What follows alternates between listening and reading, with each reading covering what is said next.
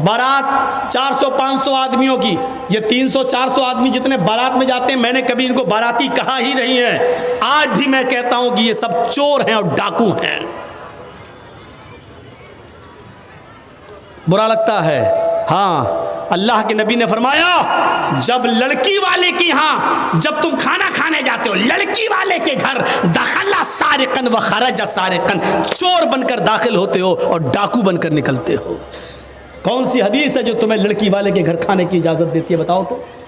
मेरी बेटी है, जर्जीस साहब का काम यह है कि निकाह पढ़वाया जाए दामाद के साथ, और बेटी का हाथ पकड़ के दामाद को दुआ देकर रुखसत कर दिया जाए। दामाद के साथ जो चले आ रहे हैं 100, 200, 500 आदमी, उनको खिलाने की जिम्मेदारी मौलाना जर्जीस के ऊपर नहीं है, शरीयत ने नहीं दी है। शर्म नहीं आती? खाते हो तो लड़की वालों के घर खाते हो, खाना चाहिए तो लड़के वालों के घर खाना चाहिए। वलीमा करो, कौन मना करता है? वलीमे में 100 आदमी की दावत कर रहा, बारात में 500 आदमी ले जा रहा है। वलीमा कर ना, 500 नहीं 1000 को बुला, एक दिन वलीमा कर, दूसरे दिन भी कर, 20 दिन वलीमा कर, शरीयत तुझे इजाजत देती है। तुझे खुशियां कर, लेकिन लड़की वाले पर बोझ मत बन। लड़की वाले ने 18 साल 20 साल पाल पोस कर अपनी लड़की बड़ी करके तुझे दे दी, बहुत बड़ा काम कर दिया, ये बहुत बड़ी कुर्बानी दे दी, लेकिन उस लड़की को लेने के लिए भी 500 आदमी जाएं, 400 जाएं, ये चोर जाएं। और डाकू मैं इसलिए कह रहा हूं, वहां जा गए, हाँ बैठ गए, मालूम है कि अब बड़ा नहीं खिलाएगा। क्यों? क्योंकि लड़के के बाप ने पहले ही कह दिया 400 लेके आ रहा हूँ, जहेज़ में 2-4 आइटम कम दे देना चलेगा, लेकिन मेहमानों की इज्जत अच्छी कर लेना। हमारे साथ जो 300 आदमी बाराती आ रहे हैं ना, इनकी खातिरी अच्छी तरीके से कर लेना। ये भीख मांगने की इंटरनेशनल स्टाइल है। मतलब जानते हो क्या हुआ? मैं जर्जीस साहब का बेटे की शादी, जर्जीस साहब क्या कह रहे हैं सुनो, मोटर आइटम 1-2 कम कर लेना जहेज़ में चलेगा, लेकिन 250-300 आदमी जो लेके आ रहे हैं ना, इनकी खातिरी ज़रा अच्छी कर देना। ये अच्छी कर देने का मतलब समझ रहे हैं आप? मतलब बड़े का आइटम नहीं, सब मटन रहना चाहिए, चिकन भी पोल्ट्री वाला नहीं, देसी रहना चाहिए। ये भीख मांगने की एक नई स्टाइल है, इंटरनेशनल स्टाइल। और जो ये कहता है तू कितना बड़ा अमीर बना हो, चाहे कितना साहूकार, मौलवी जर्जीस कहता है तू इंटरनेशनल भिखारी है। जा, बुरा लगता है तो लगता रहे, तेरा अमीरपन और तेरा साहूकारीपन मेरे जूते के बूट के नीचे नहीं समझता तुझे कुछ। क्या करेगा तू, मेरा कर ले। लड़की वाले पर बोझ बनेगा, लड़की वाले के यहाँ खाना खाएगा, लड़की वाले के यहाँ बारात में 250-300 आदमियों को लेके जाएगा।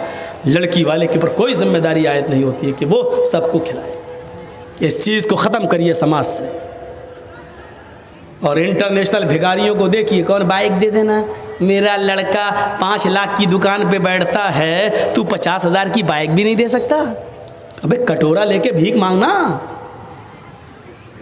दरवाजे पर जर्जीस के जब कोई लंगड़ा आदमी आता है तो 10 रुपए देने में फख्र होता है कि चलो पैरों से माजूर है, कमाने के लायक नहीं है। एक अंधा आता है, 100 रुपए देने में अच्छा लगता, आंखों से अंधा, कमाने के लायक नहीं है। इन बेचारों को भिखारी समझकर दे देता हूं, ये बेचारे कमाने के लायक नहीं है। दोनों हाथों से मजबूत, हट्टा खट्टा, मोटा ताजा तंदुरुस्त अमीर बाप की बिगड़ी हुई औलाद, और अपने लड़के के नाम पर मोटरसाइकिल मांग रहा है। ईमानदारी के साथ बताओ, अंधा लंगड़ा लूला जो अल्लाह के नाम पे 10-20 रुपए मांगे वो बड़ा भिखारी है, या जो अपने बेटे के नाम पे बाइक मांगे वो बड़ा भिखारी है? मौलवी जर्जीस की नजर में इंटरनेशनल भिखारी वो है जो अपने बेटे के नाम पर बाइक मांग रहा है। तू इंटरनेशनल भिखारी है बेईमान, कमीने।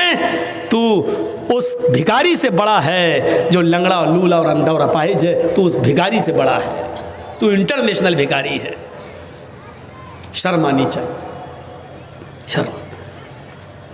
तो ये चीज़ें हमें अपने समाज से दूर करने की ज़रूरत है। हज़रत उमर फारूक के ज़माने में तो एक एक चीज़ पर नज़र रखी जाती थी, एक एक चीज़ पर।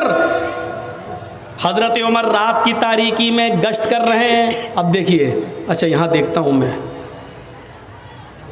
बस मैंने देख लिया है। अब सुनिए, मेरी नज़र में आ गया, मेरी आंखों ने फ़ोटो खींच लिया उसका। हज़रत उमर रात की तारीकी में गश्त कर रहे हैं, एक दरवाजे से के पास से गुज़रते हैं, अंदर एक औरत के कराहने की आवाज़ आती है। आगे बढ़ते हैं तो सुनते हैं कि एक औरत शेर पढ़ रही है, और शेर पढ़ते हुए कह रही है, अगर मुझे उमर के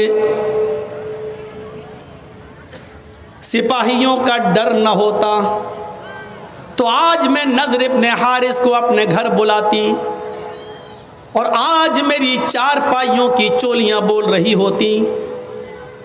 मुझे उमर का डर न होता तो आज नज़र इब्न हारिस से मैं अपने जिस्म की तस्कीन कर लेती, नज़र इब्न हारिस को बुला लेती और मैं उसके साथ अपना मुँह काला कर लेती, अपनी चार पाई की कुछ चुरमुरवा लेती, उसकी आवाज़ें निकल जाती।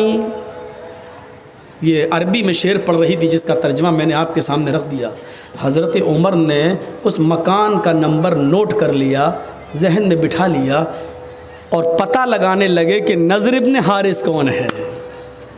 ये औरत नज़र इब्न हारिस को क्यों याद कर रही थी। जब नज़र इब्न हारिस को बुलाकर हज़रत उमर के पास लाया गया तो क्या देखते हैं कि वो तो बहुत नेक आदमी है, बहुत शरीफ आदमी है, बड़े इबादत गुजार हैं। पूछा अमीरुल मोमिनीन ने, उमर फारूक ने, आए नज़र, उस जगह पर मेरा गुज़र हुआ, वहाँ एक औरत रहती है इस नाम की, मुझे बताओ कि इस नाम की औरत से तुम्हारा क्या ताल्लुक़ है। नज़र इब्न हारिस ने कहा, अल्लाह की कसम, न तो मैंने उस औरत का नाम सुना है और ना ही मैं उस औरत को जानता हूँ कि वो कौन है। वो मुझे कैसे जानती, मुझे नहीं मालूम। जब उन्होंने कसम खाकर यकीन दिलाया तो हज़रत उमर ने उनको छोड़ दिया। लेकिन हज़रत उमर को बड़ा ताज्जुब हुआ कि नज़र इब्न हारिस ने के अंदर इस औरत ने क्या देख लिया है जो उनको याद कर रही थी। एक तरफा आग लगी हुई थी मोहब्बत की और कह रही थी कि अगर मुझे उमर का डर ना होता तो नज़र इब्न हारिस को मैं अपनी चारपाई पर बुलाती और आज मैं उसके साथ जिना करती, मैं उसके साथ मुँह काला करती। अब हज़रत उमर ने उस औरत को बुलवाया। जब वो औरत आई तो उससे पूछा, अरे औरत, नज़र इब्न हारिस कौन है। पहले तो वो आनाकानी करने लगी, कौन नज़र, नहीं मैं नहीं जानती वो। हज़रत उमर ने अपने खादिम से कहा, कोड़ा निकालो, ये ऐसे जवाब नहीं देगी। जब हज़रत उमर फारूक ने कोड़े को लहराया तो कहने लगी, बता रही हूँ। कोड़ा देखते ही कहने लगी, बता रही हूँ। फिर उसने बताया कि नज़र इब्न हारिस मुझे नहीं जानता, लेकिन मैं नज़र इब्न हारिस को अच्छी तरह जानती हूँ और मेरा दिल उसके ऊपर आमादा है। मेरा शौहर कई सालों से गया हुआ है, अभी तक लौट कर नहीं आया है। तो कहा, ये बताओ, नज़र इब्न हारिस तो तुम्हें जानते ही नहीं है, फिर क्या बात है। तुम्हें नज़र के अंदर क्या चीज़ अच्छी लगी, कौन सी चीज़ है नज़र की जिसने तुम्हारे दिल में नज़र के लिए जगह बना ली। औरत कहती है, अमीरुल मोमिनीन, हमें नज़र इब्न हारिस के आगे के बाल बहुत अच्छे लगते हैं, उनके जुल्फ़ें बहुत अच्छी लगती हैं। जब वो अमामा या पगड़ी उतार लें तो उनके बाल आगे के बड़े खूबसूरत हैं, और इन बालों की वजह से मेरा दिल नज़र इब्न हारिस के ऊपर आ गया। आपने कहा, जाओ। अब नज़र इब्न हारिस को दोबारा बुलाया गया। नज़र इब्न हारिस जब दोबारा आए, अमीरुल मोमिनीन ने कहा, आए नज़र, पगड़ी उतारो। नज़र इब्न हारिस ने जब अमामा उतारा, पगड़ी उतारी, तो क्या देखते हैं कि इधर के आगे के बाल वाकई उनके बड़े हुए हैं। यहाँ आप पीछे के बाल बढ़ा सकते हैं थोड़े बहुत, यहाँ तक, यहाँ तक, यहाँ तक, लेकिन आगे के बाल आप, ये जुल्फ़े जो होती ना, कभी देखा, कभी कभी कुछ लोग तेरे नाम, सलमान खान हिजड़े जैसी वो एक्टिंग ऐसे, ये आगे के बाल सही नहीं। कुरान ने आगे के बालों के बारे में क्या कहा, लनस्फ़अम बिन्नासिया, क़यामत के दिन हम अबू जहल को पेशानी पकड़कर घसीटेंगे और घसीट कर जहन्नम में डाल देंगे। पेशानी, माथा, माथा थोड़ी पकड़ा जाता है, कोई पकड़ के दिखाए, पकड़ जाएगा नहीं। तो पेशानी पकड़ने का मतलब ये आगे के बाल, ये बाल पकड़कर अबू जहल को घसीट कर उसको जहन्नम में डाला जाएगा क़यामत के दिन। तो मेरे भाइयों, आगे के बाल, पेशानी के बाल रखना ये अबू जहल की निशानी है, अबू जहल की आदत है। अबू जहल ने आगे के बाल रखे थे, इसलिए अल्लाह ने अबू जहल के बालों का जिक्र कर दिया। हम उसको आगे के बाल पकड़कर, पेशानी के बाल पकड़कर उसको घसीटते हुए जहन्नम में डाल देंगे। यहाँ मेरी आंखें फ़ोटो खींच चुकी हैं। अब सोच लो किसके बाल मोहम्मद रसूलुल्लाह की तरह हो, किसके बाल अबू जहल की तरह, सोच लो। तो नज़र इब्न हारिस के जब बाल देखे तो कहा अमीरुल मोमिनीन ने, आए नज़र इब्न हारिस, तुम्हारे आगे के और सामने के बालों ने मदीने की औरतों को फितने में डाल दिया, मदीने की औरतों को खतरे में डाल दिया है। तुम्हारे आगे के ये हिप्पी कट बाल देखकर मदीने की औरतें अपने आउट ऑफ कंट्रोल होने लगी हैं, अपने काबू खोने लगी हैं। इधर आओ। नज़र इब्न हारिस को बिठाया, फिर एक बारबर को, एक नाई को बुलाया, हज्जाम को बुलाया और पूरा उस तरह लेकर उनके सर के सारे बाल घोंट डाले, गंजा कर दिया, टकला। कुछ टकले हमारे देश को भी चला रहे हैं, बिल्कुल बाल उसके अलग कर दिए एकदम। नज़र इब्न हारिस ने कहा, अगर मेरे बाल देखकर दूसरा फिदा हो रहा है तो इसमें मेरी क्या गलती है? मैंने थोड़ी कहा था। अमीरुल मोमिनीन कहते हैं, गलती तुम्हारी है, तुमने आगे के इतने अच्छे बाल रखे ही क्यों हैं? न ये बाल रहेंगे और न तुम्हां से लड़कियां फितने में पड़ेंगी। बाल ही काट दिए और उनके सर पे अब अमामा बांध दिया। खुदा की कुदरत देखो, पहले वो कम खूबसूरत लग रहे थे, बाल काटने के बाद, टकला करने के बाद जब अमामा बांधा तो और खूबसूरत लगने लगे। अब मदीने की एक लड़की उन पर फिदा होती थी, बाल कटने के बाद, अमामा बांधने के बाद 10-10 लड़कियां उनके ऊपर फिदा होने लगी। हज़रत उमर ने कहा, यार ये तो मामला ही अजीब हो गया, उल्टा हो गया। मैं तो बाल काट के भी सही नहीं कर पाया, पहले तो एक लड़की मर रही थी, अब तो 10-10 मरने लगी। तो कहा मेरा क्या कसूर है? कहा तुम्हारा कसूर नहीं है, लेकिन तुम्हें अब मदीने में रहने की इजाज़त नहीं मिलेगी। तुम जब तक मदीने में रहोगे तो मदीने की लड़कियां फितने में मुब्तला हो जाएंगी, इसलिए सारी लड़कियों को तो मदीने से निकाला नहीं जा सकता, तुम्हें हम मदीने से निकाल रहे हैं। कहा अमीरुल मोमिनीन, मदीने से निकाल के आप जहाँ भेजेंगे वहाँ की लड़कियाँ फितने में पड़ेंगी।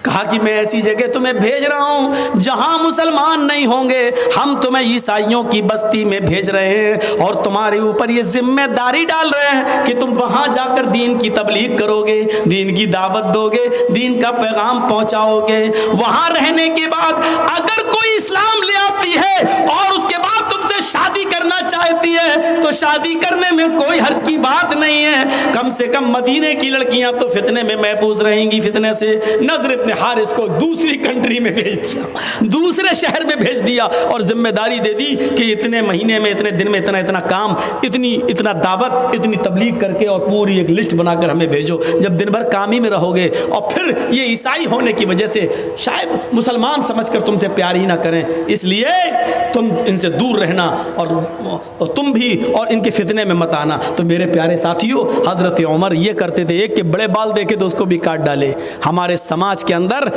अभी कोई लड़का किसी लड़की को लेकर भाग जाए, पंचायत बैठ जाएगी, दूसरे दिन मुखिया आ जाएंगे, सरपंच साहब आ जाएं, साहब तेरा लड़का उस लड़की को लेकर भागा, हाँ क्या हो, 2 लाख रुपए जुर्माना दो, उसकी लड़की की ज़िंदगी बेकार हो गई, बेचारी बदनाम हो गई, या इस लड़के के साथ अब निकाह करो, चलो, या तो निकाह करवा दिया जाएगा या जुर्माना मुतय्यन कर दिया जाएगा। जिस तरह लड़का लड़की को लेके भाग रहा है उसकी पंचायत तुम बिठा देते हो। समाज के अंदर किसी के आगे के बड़े बाल हैं, कितनी पंचायतें बिठाई हैं। शराब कोई पीता है समाज के अंदर, कभी पंचायत बिठाई है? नमाज नहीं पढ़ते हैं लोग, मस्जिदों के सामने चाय की होटलों पे बैठे रहते हैं, इन पंचों ने कभी बैठकर उन बेनमाजियों के लिए कोई मीटिंग की है? नहीं मेरे भाइयों, समाज का एक बड़ा हिस्सा है, आपको ये करना पड़ेगा,